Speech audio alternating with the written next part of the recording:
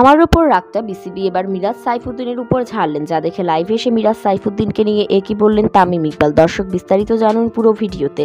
দর্শক, তামিম ইকবাল দলে নেই অনেকদিন হলো, তবে বিসিবির রাগটা যেন কিছুতেই কমলো না তামিমের উপর থেকে। যেমন গত 2 মাস আগে বিপিএল এর ফাইনালে মুখোমুখি হয়েছিল কুমিল্লা ভিক্টোরিয়ান্স ও বরিশাল, আর সেই ম্যাচে জয় পেয়েছিল তামিমের বরিশাল। আর জয় পাবার পর পাপনের হাত থেকে ট্রফি আনার সময় তামিম ছিলেন একটু অন্যরকম, যেখানে তামিম নিজের হাতে ট্রফি না নিয়ে মিরাজ সাইফুদ্দিনদের হাতে ট্রফি দিতে বলেন।